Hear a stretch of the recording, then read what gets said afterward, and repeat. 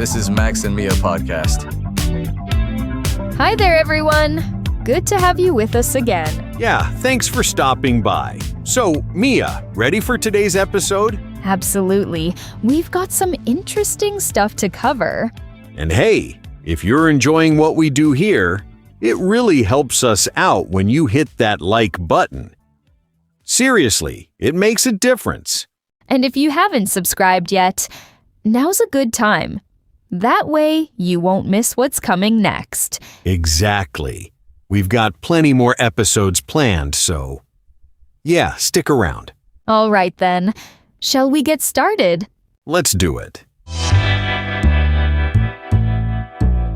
So, today we've got some really useful topics lined up. Things that'll definitely help take your English up a notch. Yeah, we're covering situations you'll actually find yourself in, not just textbook stuff. Exactly. And speaking of real-life situations, how about we start by talking about hotels? Oh, hotels. We've done this before, haven't we? Reservations, checking in. Right, but here's the thing. We've never really covered what happens when things go wrong. Good point. Because, let's be honest, stuff does go wrong sometimes. All the time. Maybe the room isn't clean, or the heating doesn't work, or there's too much noise. Or they give you a different room than what you booked. Exactly. So today, we're going to talk about how to handle these situations, the vocabulary you need, the phrases that actually work. And before we get into our first conversation, let's go through some key expressions. Mia, what's the first thing people should know? Well, when something's wrong, you need to report it. You can say, "I'd like to report a problem," or "There seems to be an issue with my room." Yeah, keep it polite but clear. You could also say, "I'm afraid there's a problem," or "Unfortunately, the room isn't what I expected." Right. Now, let's think about specific problems. If something's broken, you might say, "The air conditioning isn't working," or "The shower has no hot water." And if it's about noise, try, "There's quite a bit of noise coming from the next room." Or, "I can hear everything from upstairs." Good one. What about cleanliness issues? Oh, that's tricky. You want to be firm but not rude. Something like, "The room hasn't been cleaned properly," or "There are stains on the bedding." Exactly. And here's another useful phrase. This isn't acceptable. Simple, direct, gets the point across. Now, what if you want compensation or a solution? You could ask, "Is it possible to change rooms?" Or, "Could someone come and fix this?" Or if you're really unhappy, "I'd like to speak to the manager," or "I think I should receive some kind of compensation." Just remember, being polite usually gets better results. Phrases like, "I understand it's not your fault, but can help." Absolutely. And one more thing, always end with "I'd appreciate it if this could be resolved quickly," or "I hope we can sort this out." Perfect. So we've covered the vocabulary, the key phrases. Now, let's hear how this actually sounds in a real conversation. Right. In our first audio conversation today, you'll hear someone dealing with a hotel problem. Listen carefully to how they explain the issue, how they stay polite but firm, and the vocabulary they use. This is the real deal, not scripted sentences, but how people actually talk when they need to complain at a hotel. All right, let's listen to conversation number 1. Good afternoon. How can I help you today? Hi, yeah, I'm staying in room 302 and, well, I'm afraid there's a bit of a problem. Oh, I'm sorry to hear that. What seems to be the issue? Well, it's actually a few things. First of all, when I got to the room about an hour ago, it hadn't been cleaned. I mean, there were towels on the floor, the bed wasn't made. You know, it looked like someone had just checked out. Oh, my goodness. I do apologize for that. That shouldn't have happened at all. Let me just check something on the system here. Right. Okay, I can see you checked in this morning? Yeah, around 11. I left my bags and went out for lunch, came back expecting everything to be ready, but I completely understand. That's absolutely not acceptable. I'll get housekeeping up there right away. Is there anything else? actually, yes. The air conditioning doesn't seem to be working either. I tried adjusting it, but nothing's happening, and it's pretty warm in there, so. Oh, dear. So the room's not cleaned and the AC's broken. Mr. Paul Henderson. Mr. Henderson, I'm really sorry about this. Look, honestly, the best thing would be to move you to a different room. Would that be all right with you? Yeah, I think that would be better. I mean, I don't really want to wait around for housekeeping and maintenance, you know? Of course, completely understandable. Let me see what we have available. Okay, so I can offer you room 405. It's actually an upgrade. It's one of our deluxe rooms with a balcony and a better view. Oh, well, that sounds good. Is there an extra charge for that, or? No, absolutely not. This is on us, considering the inconvenience. And actually, I'd also like to offer you a complimentary breakfast tomorrow morning as an apology. That's very kind. Thank you. I appreciate that.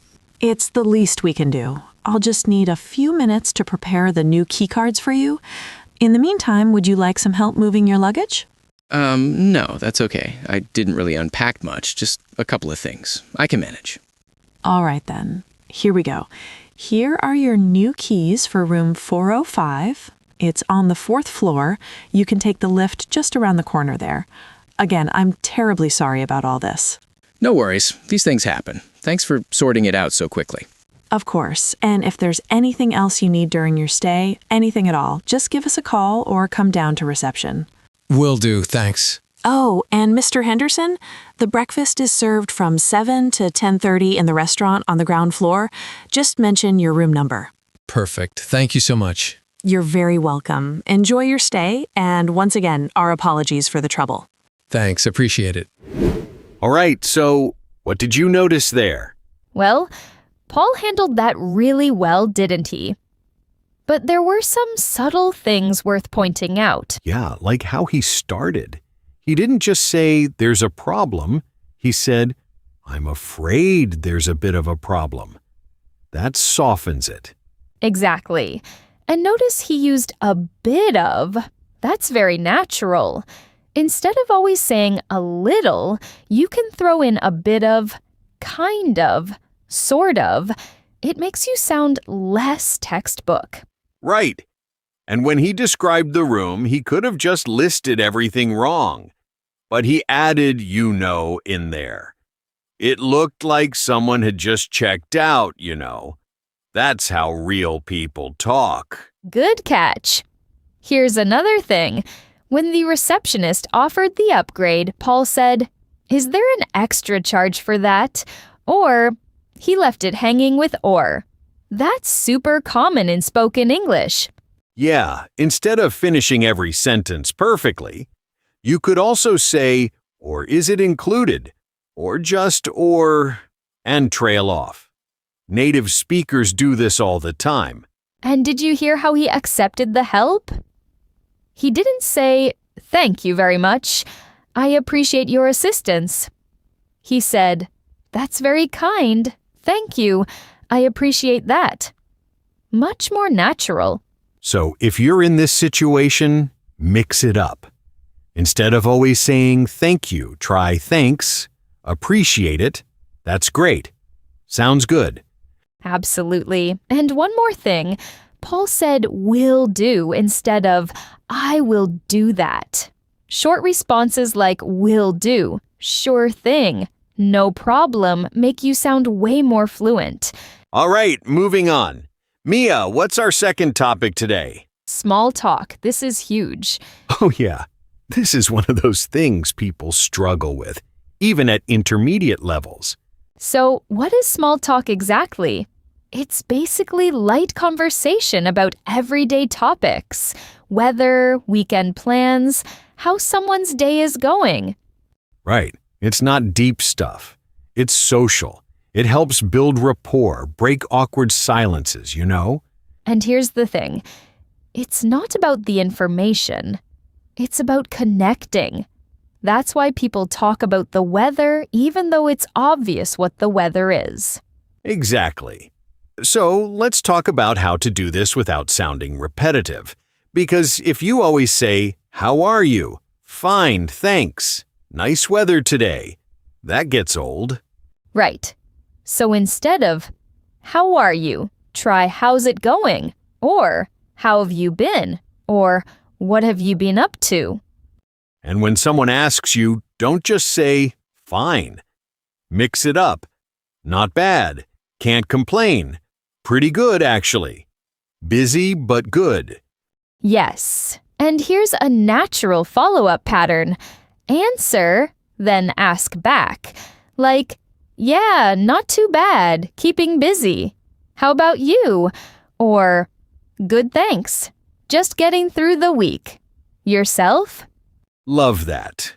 Now weather talk. Instead of just "nice weather," try "lovely day, isn't it?" Or "can't believe how warm it's been lately." Or, if it's bad weather, "miserable out there today." Or, "when's this rain going to stop," right? See, you can add little tags like "isn't it" or "right" at the end. Makes it conversational. Exactly. What about weekends? Don't just say, "Did you have a good weekend?" Yeah, try "how was your weekend?" or "do anything fun over the weekend?" or even "big plans for the weekend?" And when you answer, give a bit more than just yes or no, like, "Yeah, just took it easy, watched some films." You? Perfect. Or "not much, just caught up on some sleep. Needed it." Right. And here's a pro tip. Use the word "just" a lot in small talk. Just grabbed a coffee, just finished a meeting, just heading out. It's super natural. Oh, good one. Also, phrases like "I know, right?" or "tell me about it" when agreeing. These make you sound like a native speaker. Absolutely. One more. Compliments work great for small talk. "I like your jacket." "That's a nice bag," followed by maybe asking where they got it. Yeah, but keep it genuine. Don't force it. Of course. All right. So we've covered the vocabulary, the tricks. Let's hear how this sounds in real life. In our second conversation, you'll hear two colleagues bumping into each other. Listen to how they use small talk naturally, the questions they ask, how they keep it flowing. Pay attention to those little phrases we mentioned. You'll hear them all over the place. Let's listen to conversation number 2. Oh, hey, Eric. Hey, how's it going? Yeah, not bad, not bad. Just grabbed a coffee. You? Same here, actually. Just finished that meeting with the marketing team, so needed this. Oh, God, tell me about it. Those meetings can drag on, can't they? Right? This one was supposed to be half an hour, ended up being nearly 2 hours. Ugh, I hate when that happens. Well, at least it's Friday, right? True. Got any plans for the weekend? Not really. Probably just take it easy, maybe catch up on some reading. I've been meaning to finish this book for ages. You doing anything fun? Yeah, actually, going hiking with some friends on Saturday. Weather's supposed to be nice, so... Oh, lovely. Where are you going? This trail up in the hills about an hour from here. Haven't been in a while, so should be good. Sounds great. I mean, it's been gorgeous lately, hasn't it? Can't believe how warm February's been. I know, right? It's crazy. I was out yesterday without a jacket, which is just weird for this time of year. Yeah, totally. Though I'm not complaining. Better than all that rain we had last month. Oh, for sure. That was miserable. Remember that week where it just didn't stop? Don't remind me. I was soaked every single day coming into work. Yeah, nightmare. Anyway, how was your weekend? Did you end up going to that concert you mentioned? Oh, yeah, actually I did. It was brilliant. Really good energy. Nice. Who was it again? That indie band I was telling you about, the Violet Hour, they're not super well known, but they're fantastic live. Oh, right. I think you showed me one of their songs a while back. How was the venue? Pretty intimate, which I liked. Small place, maybe 200 people, so you could actually see the stage properly. That's the best, isn't it? I went to this massive arena concert last year and honestly couldn't see anything. Yeah, those big venues can be a bit much. I prefer the smaller gigs, more personal, you know? Totally get that. Oh, by the way, I've been meaning to ask, how's that project you were working on? The one with the new client? Oh, that one. Yeah, it's coming along.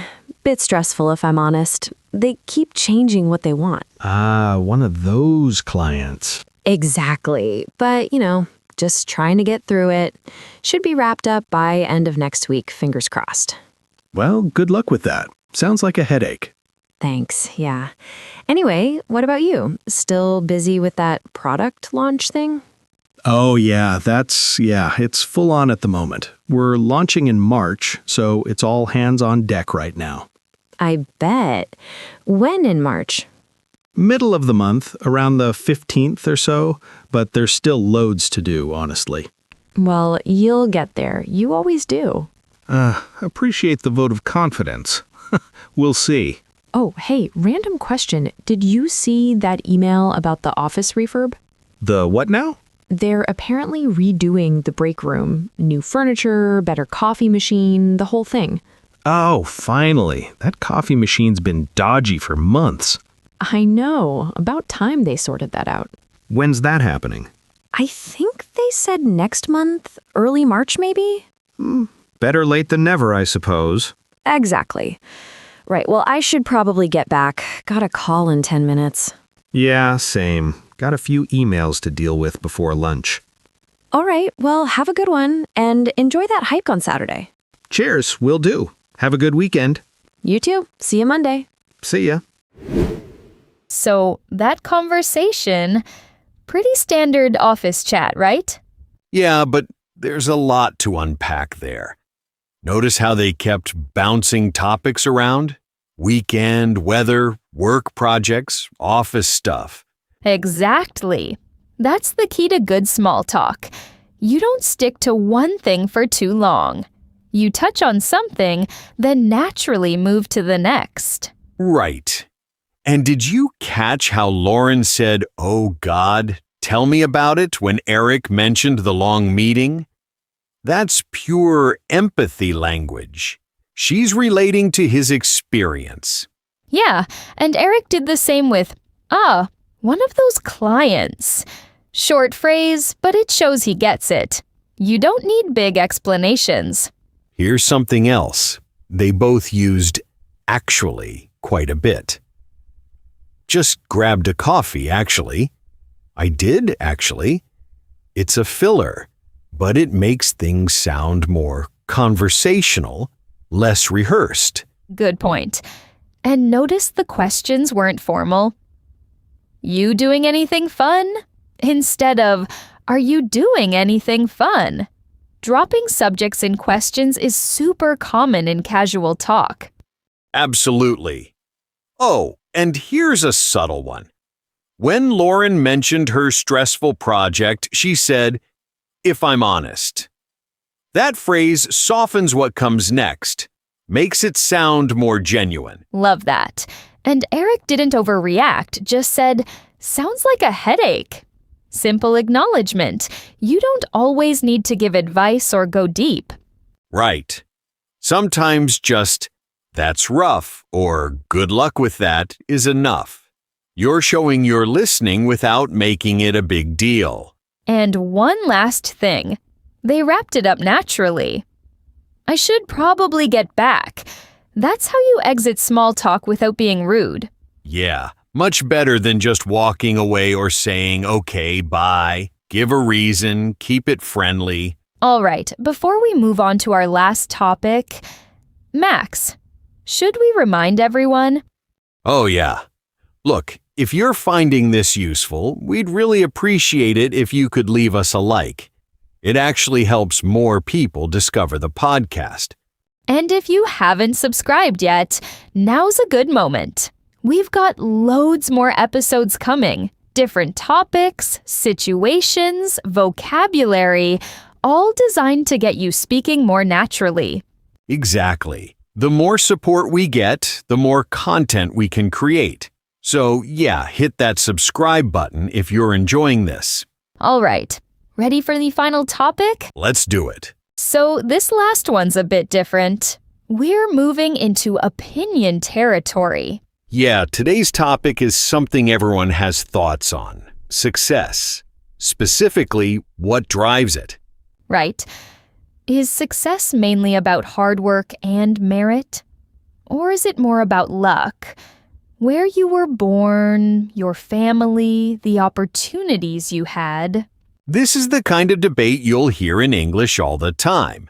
In university seminars, dinner conversations, even casual chats with friends. And it's tricky because there's no clear answer.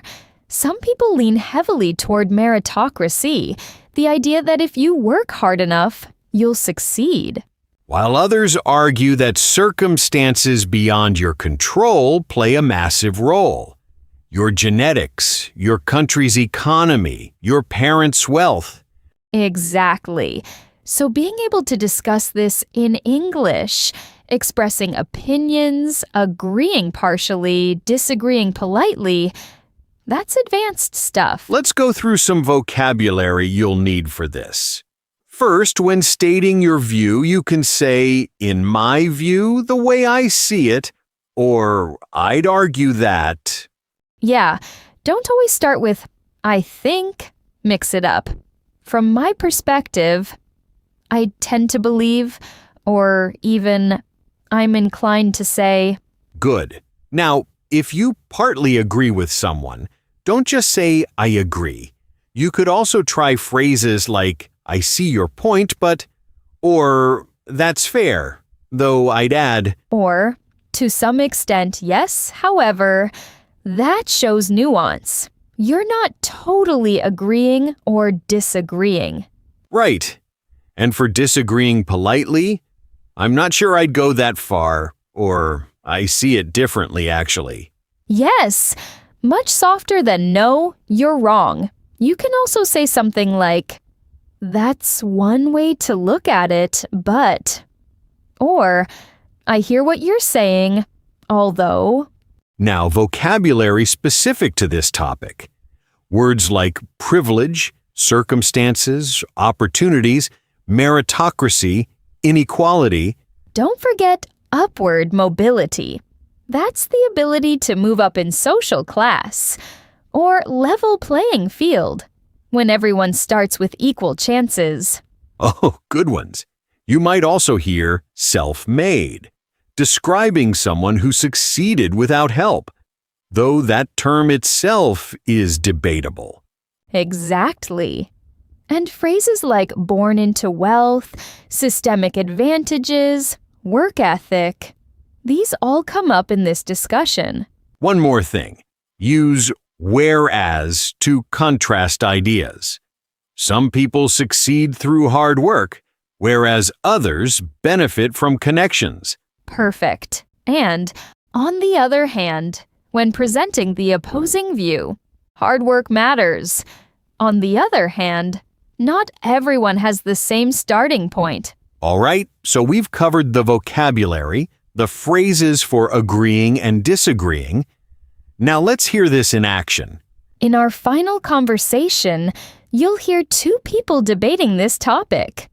Pay attention to how they express their opinions, how they challenge each other respectfully. This is real debate language, the kind you'd use in university, at work, or with friends who like discussing big ideas. Let's listen to conversation number 3. You know, I was reading this article about billionaires, and it got me thinking. Do you reckon most successful people just worked harder than everyone else, or were they just lucky? That's a big question. I mean, I'd argue that hard work definitely plays a major role. You can't just stumble into success, can you? Well, I'm not sure I'd go that far. I mean, think about it. Someone born into a wealthy family already has massive advantages. Better education, connections, safety nets. That's fair, though I'd add that plenty of people are born into privilege and still don't achieve much, whereas some people start with nothing and build empires. True, but those are exceptions, aren't they? For every self-made billionaire, there are thousands who worked just as hard but never got the same opportunities. I see your point, but don't you think there's something to be said for work ethic? I mean, some people just have more drive, more determination. Sure, to some extent, but here's the thing. Even work ethic isn't entirely merit-based. If you're born in a stable country with good healthcare and education, you're more likely to develop that drive, right? I hear what you're saying, although I think you're downplaying personal choice. People make decisions every day that shape their future. Oh, absolutely. I'm not saying effort doesn't matter. I'm just saying it's not a level playing field. Two people can work equally hard, but one might have systemic advantages the other doesn't. That's one way to look at it. But doesn't that mindset risk becoming an excuse? Like, I didn't succeed because I wasn't lucky enough. Not necessarily. Acknowledging privilege and circumstances doesn't mean giving up. It just means being realistic about upward mobility and what's actually achievable. I suppose, though from my perspective, focusing too much on luck can be demotivating. If you believe success is mostly luck, why bother trying?